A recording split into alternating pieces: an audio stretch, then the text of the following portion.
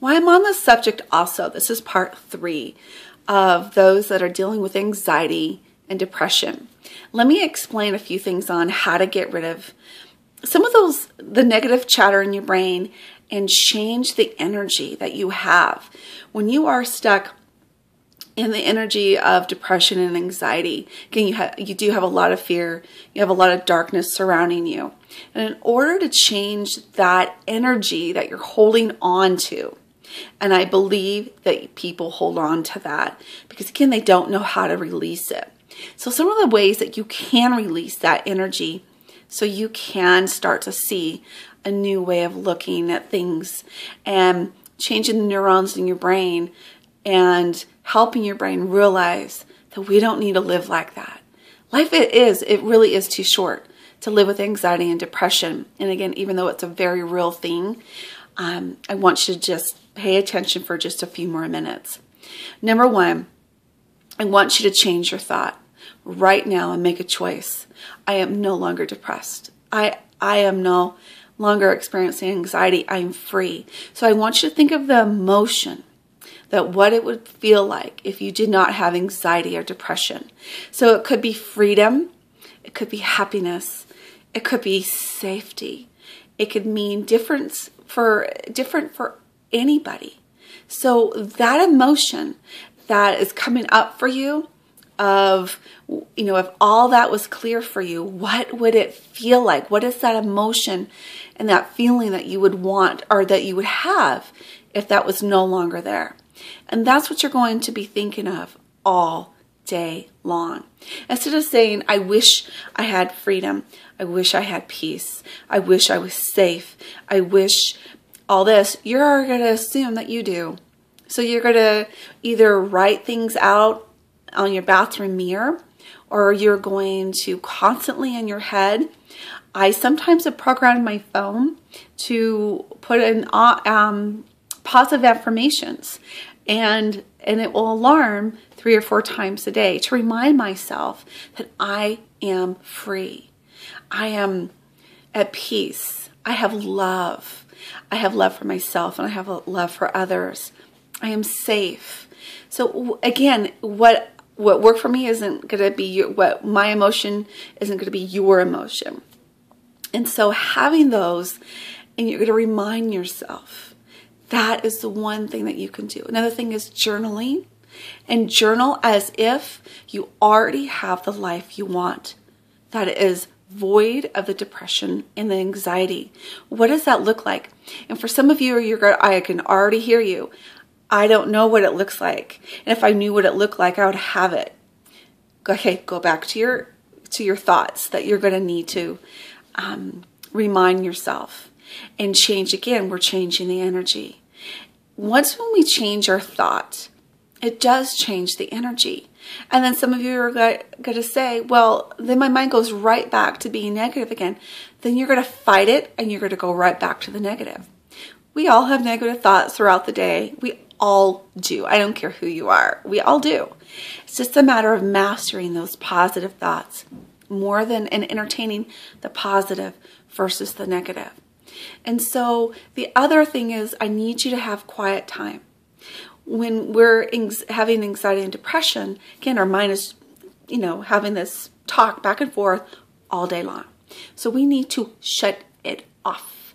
And we need to think, have a quiet time of meditation, prayer, possibly scripture reading for those of you who read scriptures, and spend that time devoted. And then after getting grounded, then you're going to pray, or you're going to meditate, you're going to relax, of just focusing on one thing. And that is love. How can you love yourself? And visualize how that would look like in your life if you only had love for yourself and other people. It starts again with one thought. So spend 5 minutes a day after you have your prayer time, your scripture reading, or reading something inspirational, something uplifting and inspiring, and then spend at least 5 minutes or longer. You're going to find it's going to be really hard at first. And then the next 5 minutes I would work your way up to another 5 minutes each day, and maybe work your way up to a half hour. And you will find that you can train your thoughts to be quiet during that time. Again, just spend that time bringing yourself back and grounding yourself.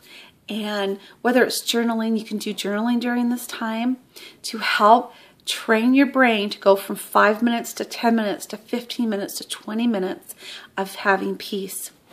One of the things that I have learned, again, from Marianne Williamson that has really encouraged, given me encouragement, and that was to be present. When you're depressed and when you're having anxiety, it is impossible to be present in the present moment. You are so caught up in the past, you're so caught up in the future, you're so caught up again in these emotions that won't allow you to be present. So again, it's the same concept. You're going to spend it's in the whole same kind of thing I want you to do. So in your morning, it's all about being present, grounded, and really find out who you are. Eventually, after being quiet and quieting your mind long enough, you will realize your potential, and you're going to realize how amazing you really are and how amazing this life is without having to go and listen to your negative chatter. Your negative chatter sucks, okay? The negative chatter is not real. And I want you to repeat back to me. My negative chatter is not real.